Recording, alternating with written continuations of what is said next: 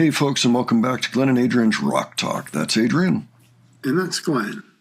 And today we're going to check out a band called The Watch, who does a lot of Genesis covers, but they are, in fact, a progressive rock band that does other things. I think they have a release of their own with original music on it. That's my impression anyway. But they also went on a tour of The Lamb Lies Down on Broadway. I mean, doing the whole album, I'm assuming, for the 50th anniversary. We were really curious about them.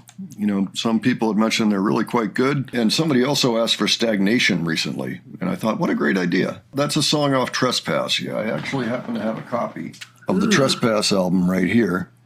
Technically their second album, but the first one where they were a prog band.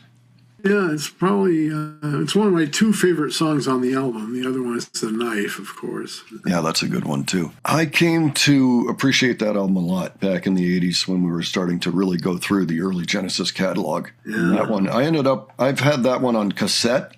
Like, you know, you purchase the cassette and there it is. And they actually had to speed up side one a little bit because they wanted to save tape, I guess, and side two was a little bit shorter. So on the cassette, it's about a half step up. But I also got it on CD and, of course, album. So it's just one of those, I can't get away from it. I just, had to have it in all the formats. It's probably my favorite Genesis album is Trespass. It's pretty. I don't know if it's my favorite because I like Steve Hackett so much. Yeah, well, I mean, my next 5 favorite Genesis albums are the next 5 albums. Right, yeah. Okay. Steve Hackett on them. Okay.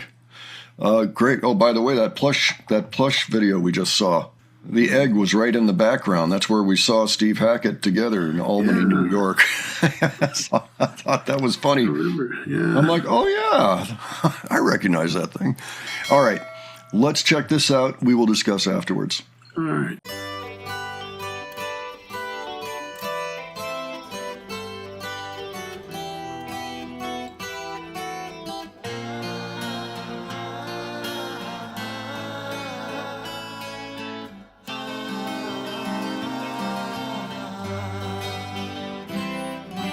Here today, the red sky tells his tale, but the only listening eyes are mine.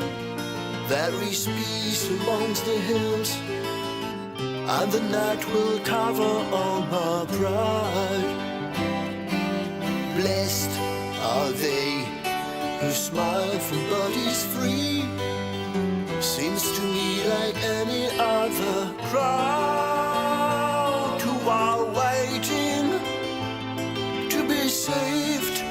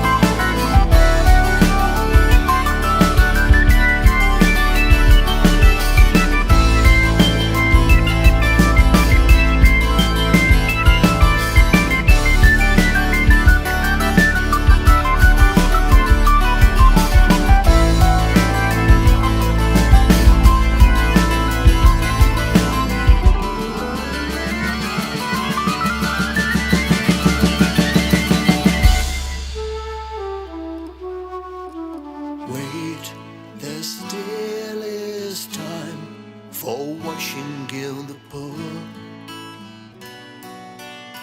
Wash away the past. Moon, my long lost friend, is smiling from above. Smiling at my tears. Come, we'll walk the path to take us to my home. Keep aside the night. The ice cold night has come to decorate the dead. Somehow, and each will find a home.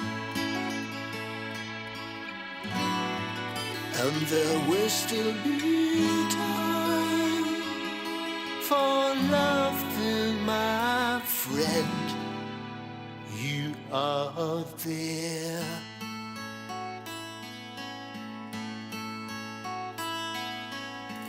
And will I wait forever besides the silent mirror and fish for bitter minnows amongst the weeds and slimy water?